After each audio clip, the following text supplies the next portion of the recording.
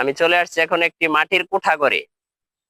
এই মাটির কোঠাঘর গুলা আমাদের বাপদাদা যারা আছে তাদের মুখের কথা, যে 1980-90 এর দশকে এটাই ছিল পাকা দালান কোঠা। এই যে মাটির ঘরটায় দাঁড়িয়ে আছি এইটাই যার বাড়িতে ছিল তা সেটাই ছিল আপনার পাকা দালান কোঠা। এই ধরনের মাটির ঘর এবং ছুনের ঘর, এই ঐতিহ্যগুলা আমাদের বাপ চাচার আমলের কথা, যে ওই ওই জামানায় এটা আপনার ফুটে উঠতো।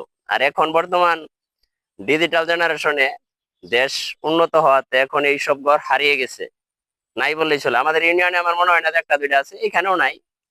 তো আমি আসলে ঘুরতে আসছি, যে আসার উদ্দেশ্য হলো যে একটা স্মৃতি হিসাবে হইলো এই বিষয়টা থাকুক, যে আমরা পরের জেনারেশন যারা আছে তাদেরকে যে আমরা বলতে পারি যে একটা সময়গুলি মানুষ এইভাবে থাকতো।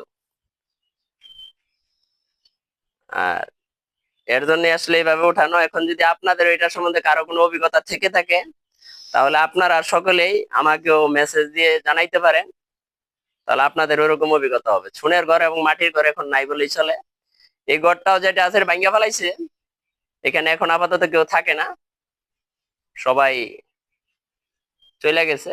আমি চিন্তা করলাম যে বেকুদা ভাঙ্গার আগেই আমি এটা নিয়ে একটা ভিডিও করি, একটা স্মৃতি আমাদের থেকে যাক, যে আমরা পরের জেনারেশনে যারা আসবে তাদেরকে যে আমরা দেখাইতে পারি যে একটা সময়গুলি আমাদের বাপদাদার আমলের কথা, যে মাটির ঘর, মাটির কোঠা ঘর এবং ছুনের ঘর, এই ঘরগুলা তখনকার জেনারেশনের মানুষ বসবাস করতো। এখনকার জেনারেশনে তো ওই পাকা বাড়ি পাকা ঘর সবার বাড়িতেই, এখন এইসব ঘর নাই বলেই চলে। তাই এই বলে আমি বিদায় নিচ্ছি। ভালো থাকবেন সকলেই।